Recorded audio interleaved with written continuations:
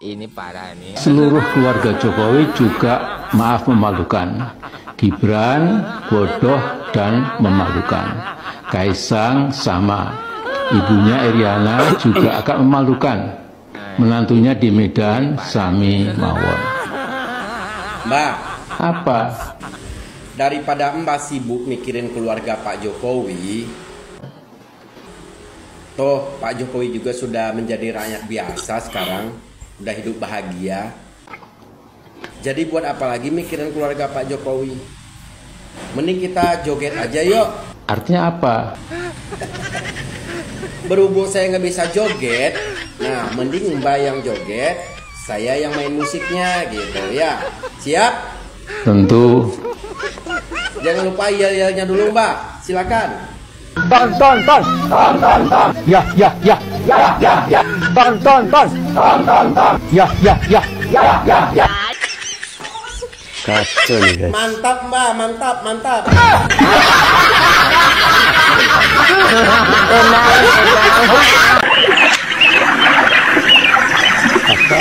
Saya heran, dari mana Kang Karto bisa menemukan tempat ini? Lama sudah aku mencarimu. Sampai pada suatu saat, ku dengar seorang pencari kayu berhasil menggagalkan perampokan. Kupikir, siapa lagi kalau bukan kau? Sebetulnya, saya sudah tidak mau berkelahi lagi.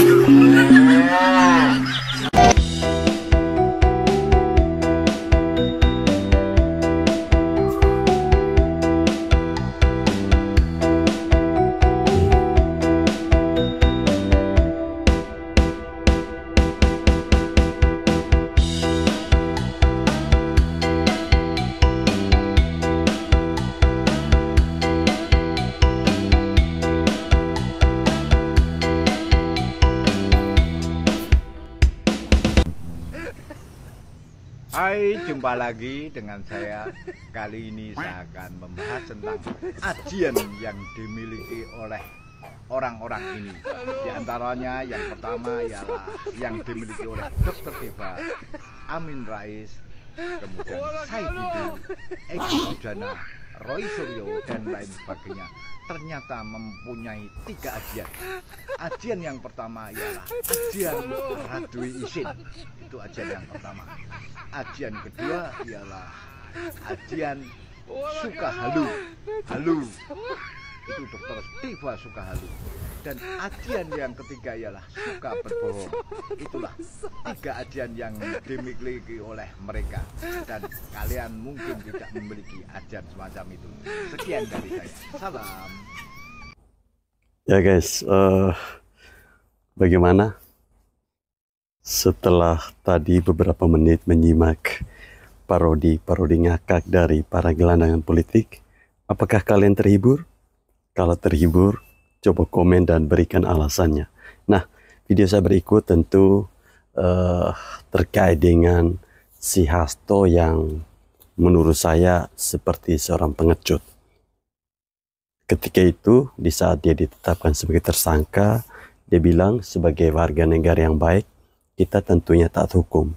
Namun baru-baru ini ketika dipanggil oleh KPK, dia mangkir dengan alasan katanya tunggu ulang tahun PDI Perjuangan selesai baru dia minta KPK untuk penjadwalan ulang. Ini kan bangke banget ya. Kawan-kawan, coba lihat video ini.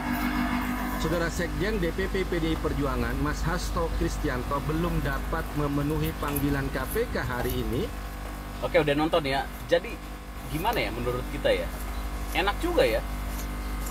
Seakan-akan nih Pak Hasto ini benar-benar orang hebat sekali ya di Indonesia ini ya.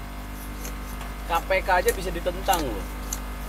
Dia mangkir atas panggilan KPK karena apa? Karena dia sudah punya agenda sebelumnya. Enak juga ya jadi tersangka seperti itu ya. Tersangka loh, kasus penyuapan. Bisa gitu ya menegosiasikan kehadiran dia gitu. Tapi kenapa ya KPK nggak jemput aja itu? Takut atau seperti apa? Atau memang ini strategi digantung supaya apa? Supaya cerita ini terus bergulir ya, bergulir, menggantung, dan itu kalau itu diteruskan ya, itu kan merugikan partai itu. PDIP pasti rugi itu. Sebentar lagi Kongres. Nah, kalau hal ini digantung terus, bermasalah ini berlarut-larut, kita lihat udah banyak yang memprotes ya. Dari cabang, dari ranting udah protes perilaku Pak Hasto ini. Kalau itu terus dipertahankan oleh pimpinan pusat, ya wis, modiar itu, modiar. Mangkir dari panggilan KPK hari ini, di mana ya Hasto Kristianto? Ada yang tahu nggak di mana Pak Hasto? Pak Hasto, Pak Hasto, Pak Hasto, dipanggil KPK Pak Hasto. Pak Hasto di mana sih? Kalau menurut Pak Guntur Romli ya, katanya Pak Hasto ini sudah ada agenda lain ya, yang sudah dijadwalkan sebelum pemanggilan KPK. Iya, agenda itu adalah mengenai hari ulang tahun PDI Perjuangan. Gitu, kan? Kalau menurut kalian Pak Hasto di mana guys? Mungkin Pak Hasto kan sedang bersekolah di masa dipanggil nggak hadir.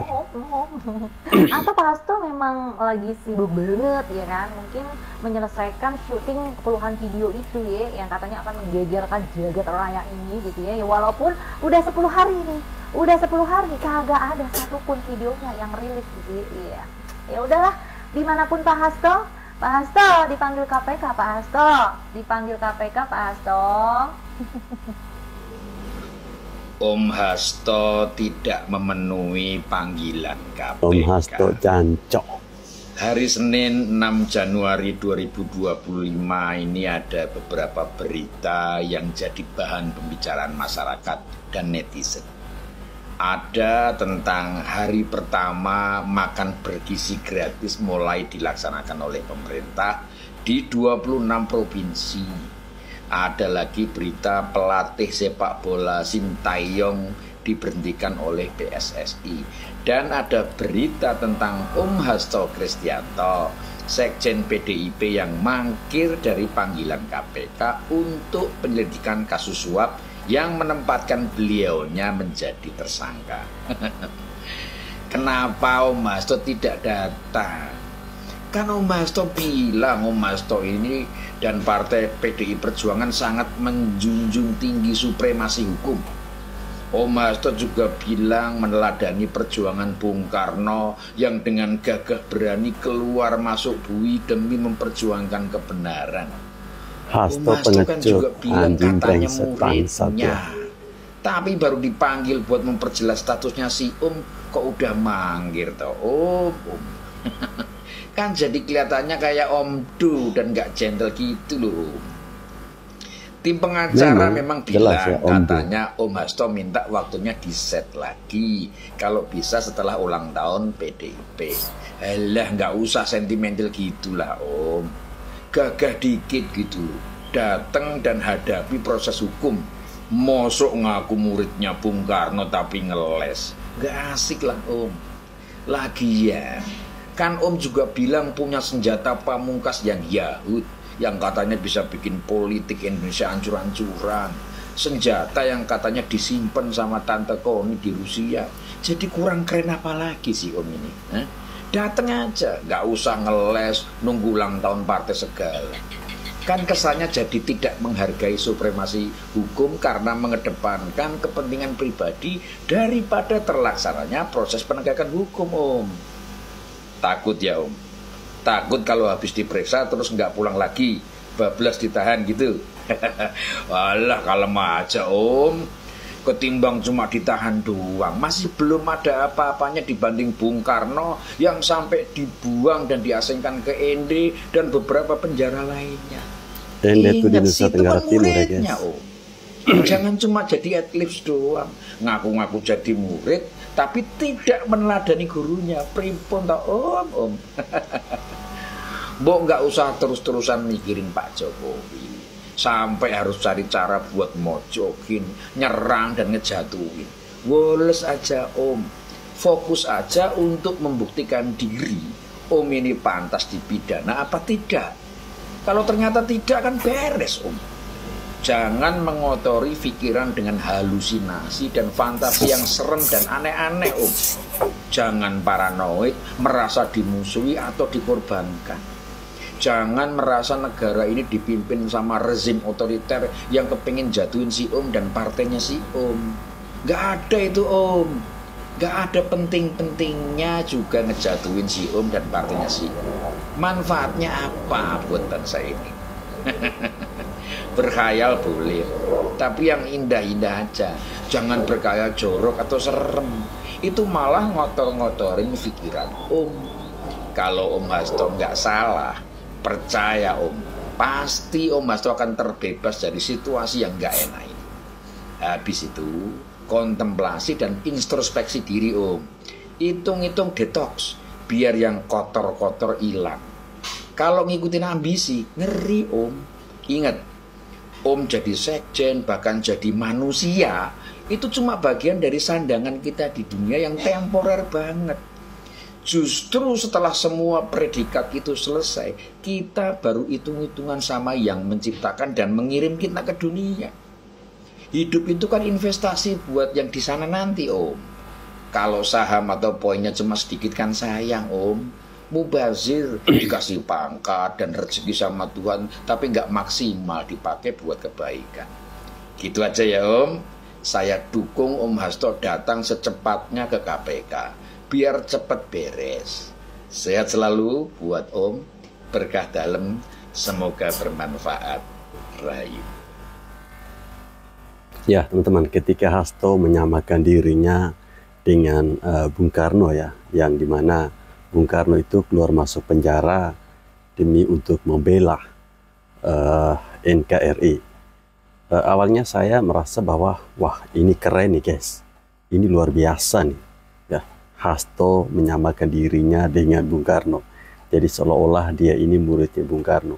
Namun ketika KPK memanggil Hasto ya untuk memastikan statusnya sebagai tersangka, kemudian dia mangkir, saya lalu berpikir, wah ini orang yang hanya omong doang ya, hanya bacotnya saja yang gede, tapi nyalinya nggak seperti Bung Karno yang keluar masuk penjara bahkan diasingkan.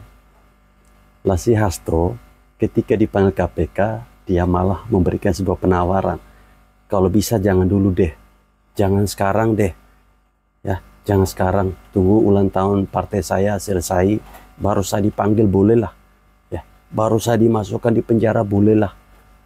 Menye-menye banget sih, pengecut banget sih Hasto.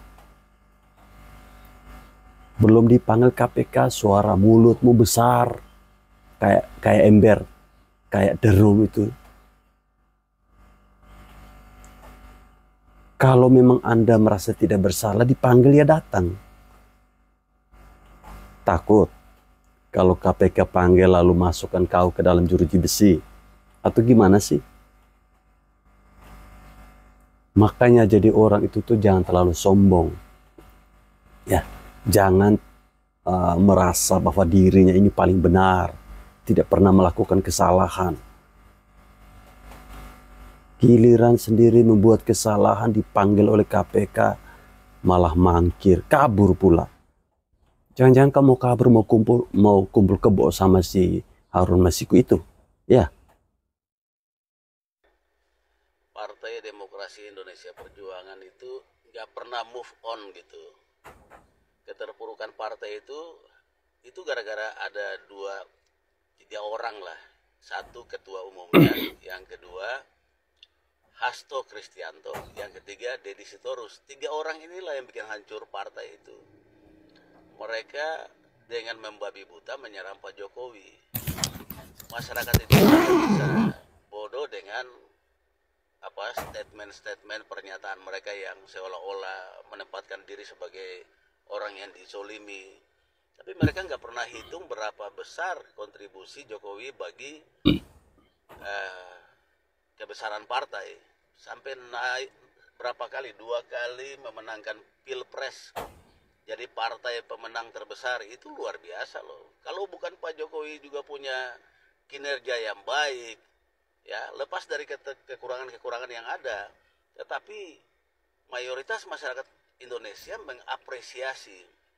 Ini memang hanya 1-2 orang saja nih yang bikin kacau, tapi ya karena gaungnya kemana-mana, lalu diikuti oleh orang-orang yang kurang paham dan sakit hati, ya sudah. Jadi seperti rame. Tapi mereka ini bukan apa-apa, bukan siapa-siapa. Saya pernah jadi kader di anak ranting, walaupun yang terkecil, kader PDIP di anak ranting. Ini mantan kader aja nyesal ya. Kecewa. Dulu pilihannya PDIP itu pilihan saya juga. Tetapi sejak mereka menyerang Pak Jokowi, membabi buta bahkan ke keluarga, dan kelihatan segala cara dihalalkan sampai ketemu mantan pacar Kaesang, itu kan gila itu, sekelas sekjen itu sampai seperti wartawan infotainment itu. Jadi kayak wartawan gosip gitu. Jadi gimana itu? Aduh. Bingung juga tuh saya lihat tuh Pak Hasto tuh. Seperti ya, maaf ya, kurang kerjaan gitu. Begitu banyak hal yang dia bisa lakukan, kunjungan ke daerah atau apalah, konsolidasi partai dan lain-lain. Kok saya level sekjen seperti itu? Kacau banget tuh udah.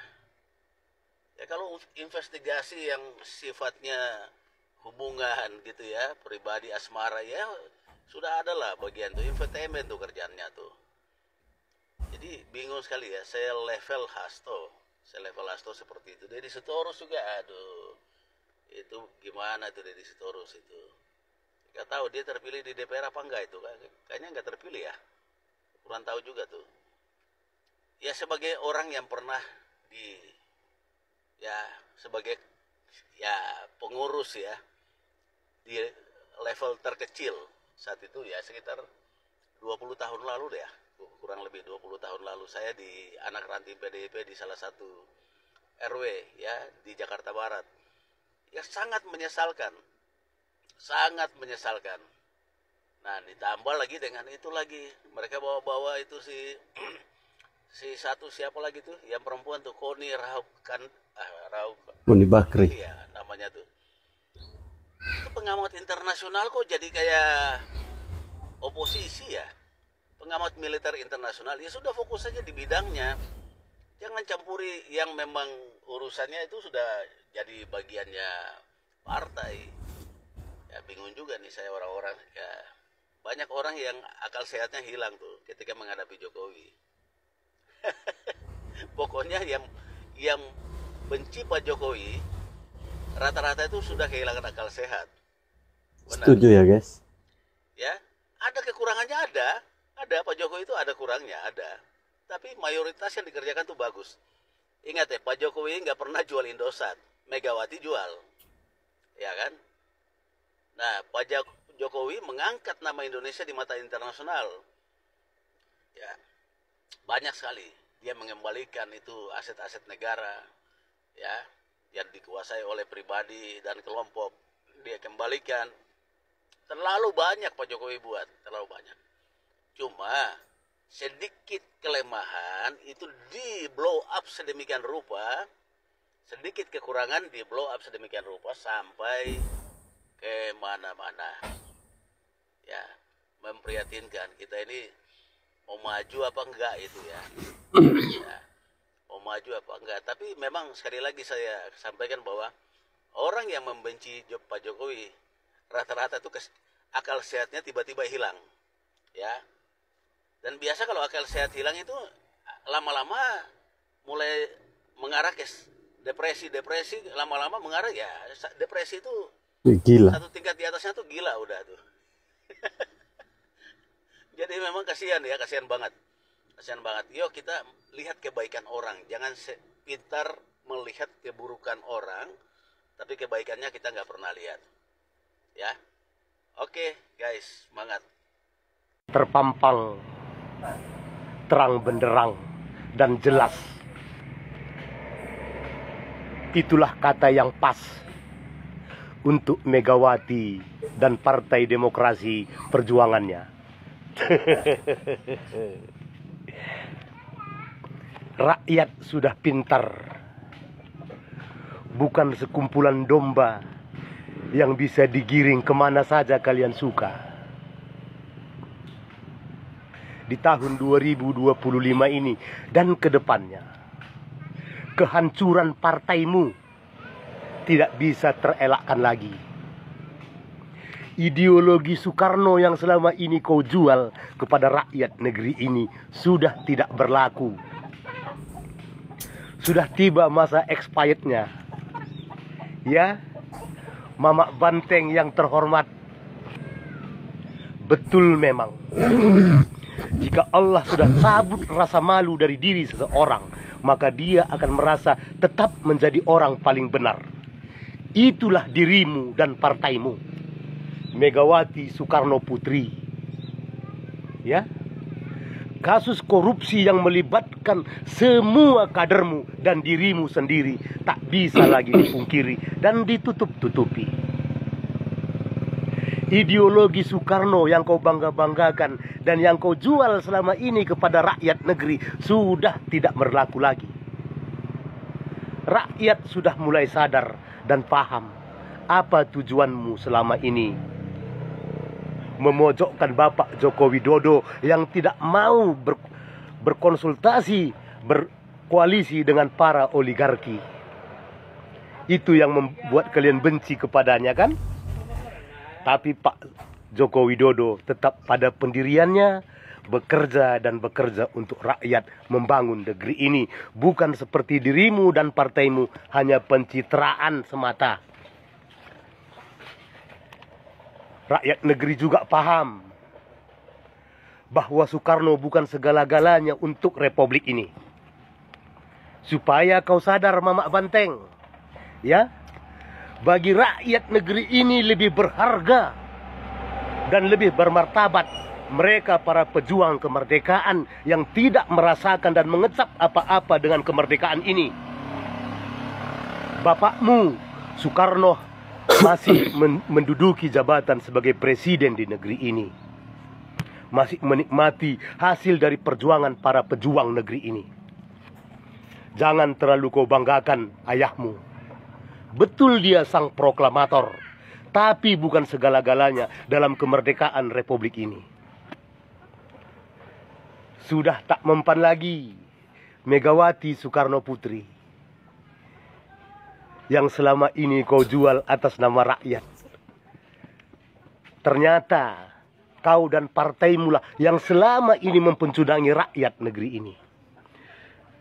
Demi kekuasaan dan kebesaran partaimu, kau sanggup melakukan apa saja beserta seluruh keluargamu. Kasus-kasus korupsi yang dilakukan oleh seluruh kadermu dan mungkin juga keluargamu tak bisa ditutupi lagi. Karena sedikit banyaknya kau juga terlibat di dalam korupsi itu. Karena kau yang menjual saham PT Indosat. Karena kau yang menghapuskan utang-utang para konglomerat di dalam kasus BLBI. Rakyat telah pintar, Megawati. Di tahun 2025 ini, ideologi Soekarno yang kau jual sudah tak laku lagi. Rasakan kehancuranmu dan partaimu. Ya, kami rakyat sudah tidak percaya lagi. Andai pun ada rakyat negeri ini yang masih percaya kepada dirimu dan partaimu, berarti rakyat yang percaya kepadamu berarti sama pemikirannya, ingin menghancurkan negeri ini. Itulah rakyat yang masih percaya dan kagum kepada dirimu. Kau semua yang menghancurkan ideologi Soekarno itu, bukan rakyat negeri ini, bukan Pak Joko Widodo. Ya, supaya kau sadar, sekali lagi, kami telah pandai, rakyat telah cerdas. Sesungguhnya kaulah beserta keluargamu semua PKI-nya zaman modern ini. Ya, ingat Megawati. Sadis. Di hari tuamu, kau dipecundangi dan dipermalukan oleh perbuatanmu sendiri. Kau rasakan itu. Kekayaanmu tidak akan sanggup menutupi perbuatanmu. Kekayaan yang kau miliki tidak menjamin harga dirimu. Selamat kepada Megawati dan Partai PDI Perjuangan yang akan hancur oleh keangkuhan kalian sendiri. Pak Jokowi tetap berdiri tegar dengan namanya yang semakin harum di tengah-tengah rakyat negeri ini. Mari belajar cerdas kepada kita seluruh rakyat negeri. Masihkah Anda percaya dengan janji-janji yang menjual nama rakyat negeri ini? Atau akan semakin cerdas dengan memilih siapa yang terbaik untuk bangsa ini?